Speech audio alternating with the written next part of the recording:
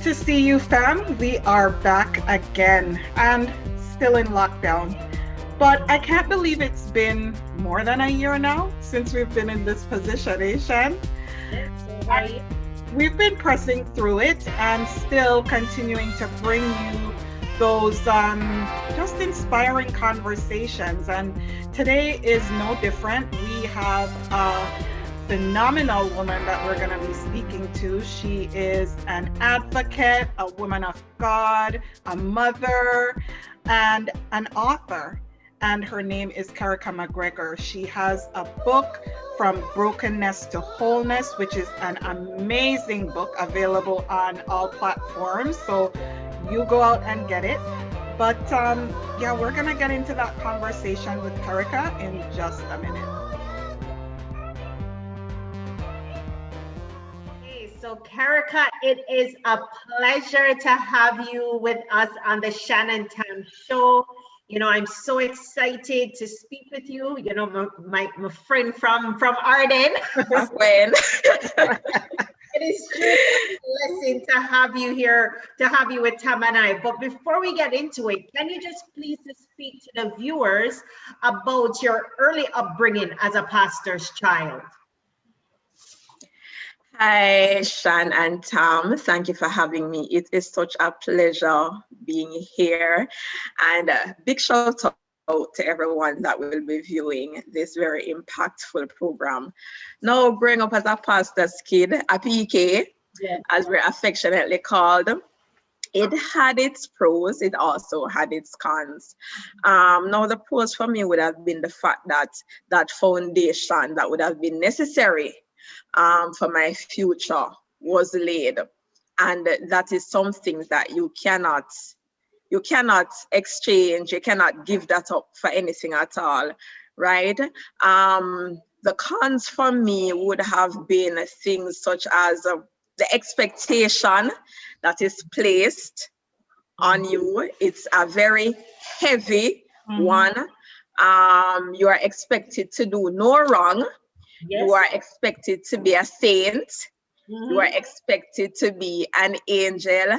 And as I normally say, we are just like any other child. We are just like any other human being. And so I think that unfair pressure that is placed on us,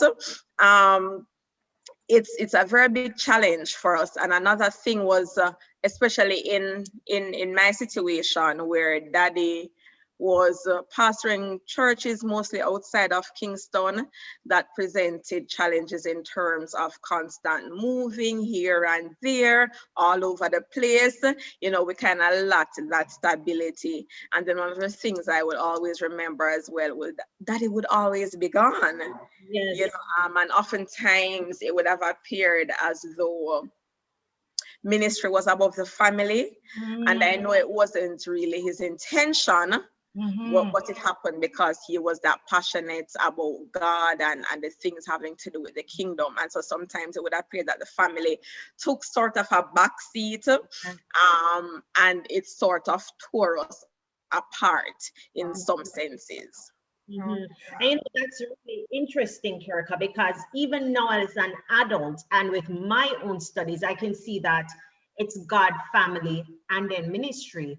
But I guess back then, your dad was just trying to go through it and stuff, and also the unrealistic expectations that may have been placed on him and on you guys as people, pastors' children. Yes. Right? Which leads us to the question, what were some of the benefits of growing up in church, and what were some of the regrets that you had? I know you spoke about the traveling, but what were some of the other regrets and some of the benefits of growing up in the church? I think the benefit for me growing up in the church was one, as I mentioned earlier, that foundation that was laid that would later become an essential part of my life when challenges would come. It would have been important to have that foundation and that firm faith to go back to when it felt as though everything else was being shaken. Another benefit for me, I believe, was also You know, high school can be a very challenging place, and you may see the peer pressure coming in. For me, I never had an issue with peer pressure because I knew what I was about, and it goes back to that foundation and the teachings and the principles. So for me, I never tried to fit in. I never tried to blend in. I was always fine being the odd one out, to put it that way. And I remember in high school, I used to be referred to as the Christian, the Christian one, or the Christian girl. Yes, you know, very passionate about the things of the kingdom, and that was because of how I was grown, and so that would set me apart. I never felt the need to be into what everybody else was into at all, and that for me would have been the biggest benefit. The regret for me, we spoke earlier about the traveling and the moving all over the place. The regret for me, another regret could be the fact that, and I know my parents meant well, but it's as if nothing was really explained about life. So everything that we were told not to do came from a biblical perspective, a spiritual perspective. And you know, as human beings, we're not only spiritual beings, we're emotional and psychological beings, right? And so for me, I think if other things were explained and other things were taken into account, it could have, and I'm not saying it would have because nobody knows for sure, but it may have assisted me in my future life with some of the decisions that I need to make. For instance, I was saying to my dad the other day that the only thing we knew about sex, I'm allowed to say that, right? Yes. All means. Is that you're not for do it because the Bible says you're not for do it. It Right. wrong. It's a sin. There was never a discussion about the STDs and the risk of pregnancy and the emotional trauma that could cause the soul ties and the different complications that come from that. Is just don't do it because the Bible says you're not for do it is a sin. So a lot of things only came from a biblical perspective, and I mean that was their era. They knew no better, right? That he always says you can't give what you not have, and so their intentions were pure. But I believe because it was purely biblical, you know, for me that was one thing that I would have also seen as a regret. Right. Yeah, I was thinking the same thing as you were talking, you know, like we talk about that often, sometimes between us, Shan and I, just with various things that, you know, sometimes we really can't place the blame too much on our parents and, you know, the places where they came from and how they taught us, or even their parents before them, because it's just like what they knew, right? Yeah. Absolutely. Yeah. I'm wondering though, you talked about, you know, the fact that your dad being a pastor and you guys had to move a lot. What was that like for you? Like, how do you feel that impacted you overall, just growing up? Because we moved quite a bit, it's almost as if I would tell myself not to get too comfortable in any one space, any one location. The constant moving caused quite a bit of tension on the family, right, as well, I believe, and unease. And I remember I would always refer to us as nomads. You know, we don't have no abiding city. Yeah. Yeah, it's like, you know what, unpack, right, because I mean, you know, it's like you so move again. yeah, Anyway, right? And even as an adult now, and this is one of the effects it has on me as an adult, I'm desirous of having and working towards acquiring my own home. Each time I have to move, it brings back childhood memories, right? And the real fear, which is not of God, that the cycle will continue. right. and that I do not want to do the same thing to my children, having them always having to pick up and pack up and move, moving all over the place, right? But it also serves as a motivation. Right. Right. It also serves as a motivation not to get complacent in order to ultimately acquire my own home. Yeah. I guess you want to, it's a part of wanting to break cycles too, right? Like, yeah, man, definitely.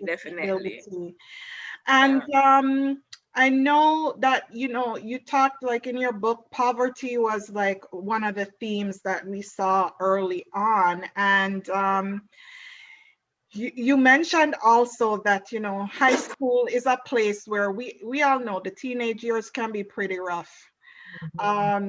And the desire to sometimes measure up, or, you know, the comparison trap that we fall into even at that age too. But what was that like? I mean, in the sense that your life was sort of framed by poverty at that, in those early days, and going through high school with that. You mentioned, you know, not feeling the overriding pressure of the peer pressure, but what other things sort of fell into play there? Especially during high school. I remember when I was to start high school, I have two older brothers, and when I told mommy that I was successful for Arden, there was no enthusiasm. And it was because she was thinking, how was I now going to provide for 3 children in high school? And so for me, I would think a lot about us being poor, not having certain things that maybe a child really shouldn't have to think about, but the reality was the reality, and I knew what our reality was, because there were times when I needed to study where our electricity was disconnected for non-payment of bills, and I had to be studying with lamplight, right? There were occasions where I would be scraping through my father's pants pocket to find at least enough coins to pay my bus fare to get to school. Because at least I knew that when I get to school, I could go to the counselor and I could get a lunch ticket. And for me, there wasn't even any shame in that. Honestly, I was already from very humble beginnings. I was already from the inner city. I had nothing to prove to anybody, but what it was that constant worry about, you know, would I even be able to find the bus fare to go to school tomorrow? How would the necessary fees at school be paid? How would the examination fees be paid? When it came around to that, I remember when there were trips, I wouldn't even tell my mother or father about it, because I knew they wouldn't have been able to afford it. Anyway, and so for me, just being aware of what my reality was, that in and of itself caused a lot of worry, anxiety, and concern. Concern for me. Yeah. You know what, Kerrica, you like looking back now on your situation, I can say you really thrived because you have done so much for yourself and you have gone through so much, right? The poverty, the various broken relationships. I know even reading your book, because Tam and I read the book beforehand because we want to introduce it to the women in our book club. And I remember some nights I called Tam and I was like, I can't stand this boy. We had many nights. I need a minute. I need to process this, right? I can't stand this boy.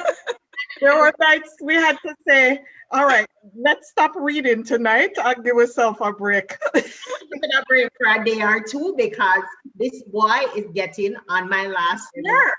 Right? But as women, we go through situations, we go through things, right?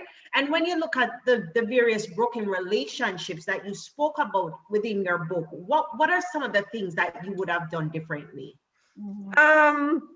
I know the scripture says, I sound very Christian and biblical. All things work together for good to those who love the Lord and are the called according to his purpose. And it's true, Yeah. right? All things really do work together for good.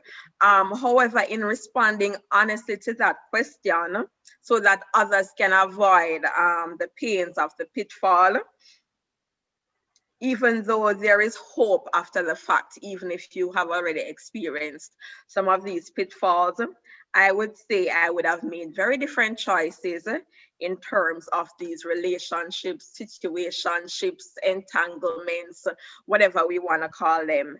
I would have also spent more time or getting to know myself, getting to know me, Right. because I did not know who I was. And so how could I have been any good to anybody else, not knowing who I was? And so I would lose myself in these guys trying to find some sort of fulfillment and acceptance and love and worth and value, not knowing who I was, not knowing what were my likes, what I really like for do, what my purpose in my life, Yeah. And so I would have taken more time finding out about who I was, getting to know Kerrica, right? I needed to have loved myself so that that desire to be loved and accepted by a man didn't become so overwhelming to the extent of almost destroying me. Yes. Yeah. Because that's basically what happened. I lost myself. I became self-destructive, basically, in trying to get that acceptance and that love, because I didn't love myself. I didn't know who I was.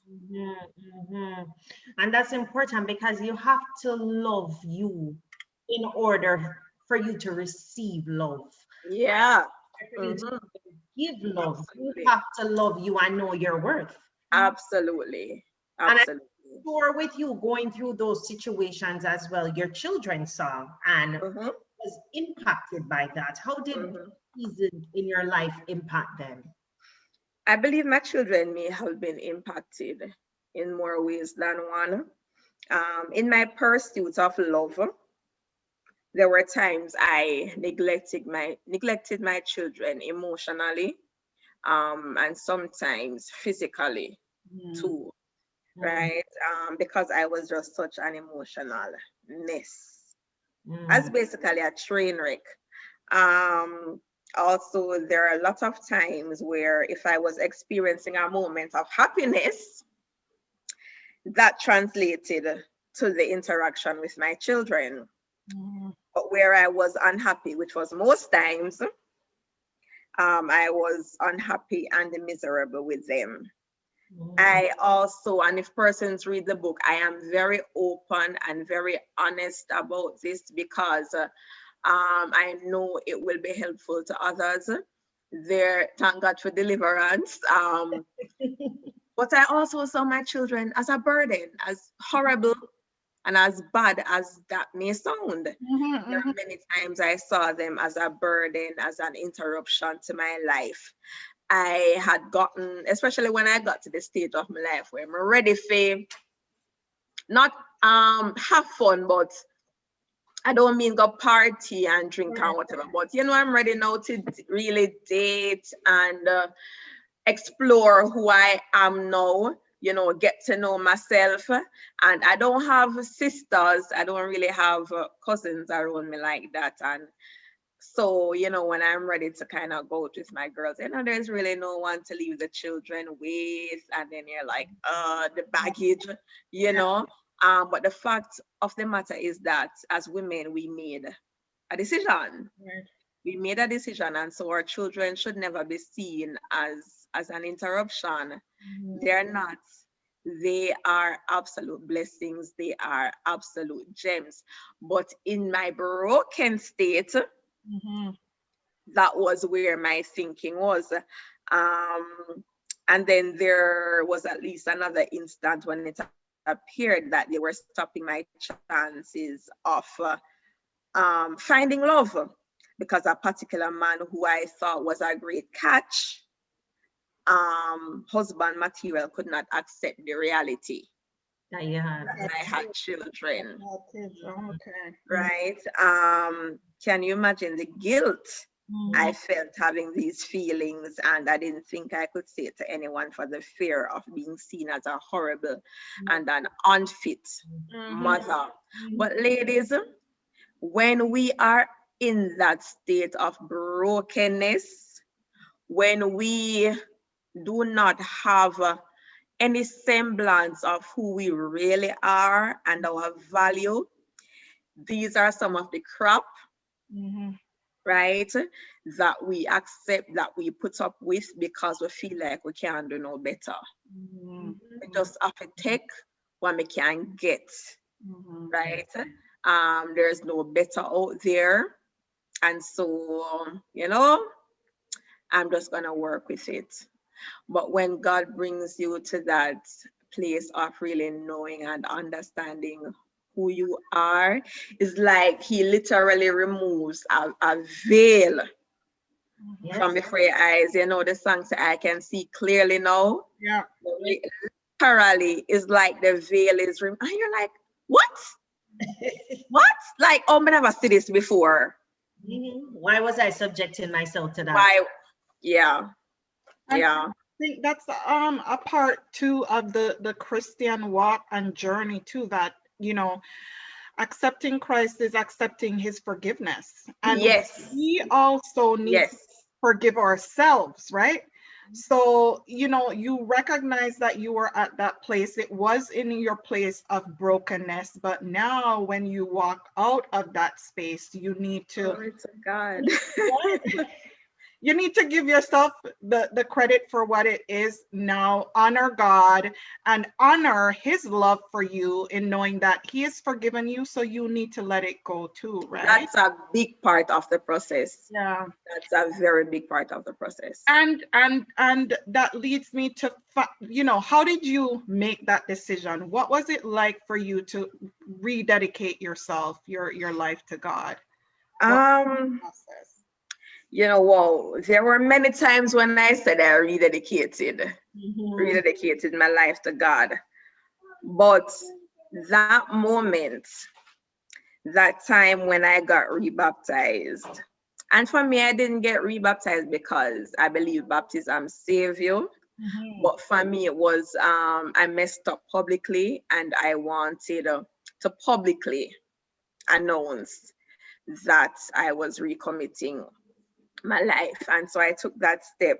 And that was 1 or 2 weeks before my son was born. So I was very pregnant, right? And at that point, I was more serious than the other times when I said I was recommitting.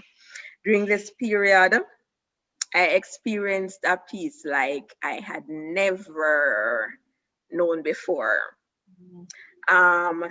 Though this was one of the most challenging periods of my life. And for persons to understand why it was one of the most challenging periods of my life, you need to read the book in order to really have that understanding of what was happening at that time, right?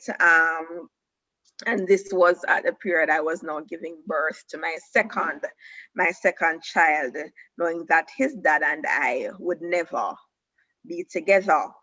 So now I would have had 2 children by 2 different fathers, right? No, it was an emotionally challenging period for me, psychologically challenging, financially challenging, everything. In spite of the hellish situation in which I found myself, I was so confident that God would come through for me. I don't know where that faith came from. I don't know where that peace came from. I don't know where that strength came from. Well, in the moment, I didn't know. Right. But I embraced it because my mind was so made up that I was going to recommit and I was going to get it right. This time, I just knew that God would not fail. And like I said, it was the most at peace I had ever been. And I basically had a newfound faith in God. Okay. Mhm. What were some of the challenges that you experienced after that public? Yes. Boy, the devil no miss a beat, the devil no miss a beat. I And know, I know. we see when we let our guards down, Mm, after rebaptism, I was on such a high, I feel good, preaching God's words and all these things, I feel nice. But then my guard dropped. Mhm. You see, I allowed the enemy to trick me into thinking I was over the things I had struggled with. mm, And that is why I know the word tells us that the enemy is a deceiver. mhm. He's the great deceiver, right? And in thinking I was over it, I was back to making some of the same choices and subsequently found myself in even worse situations. And if you want to know what those worse situations are, Read the book. after Read the book. Trust me. right? Yes. But trust me, my life went progressively downhill. It's like me they think before so my life couldn't get no worse. Mm, But after the rebaptism, mm, I don't know who that girl was. All right, I don't know who she was. Wow, that was absolutely, I don't even know, mind blowing. Kerrica, you surely, chills. yes. You have some power in you and you can see the power of God and the anointing over your life. Shan and Tam fam, if you want to see more and hear more, be sure to tune in again next week for part 2, when we continue to speak on Kerrica's journey from brokenness to wholeness.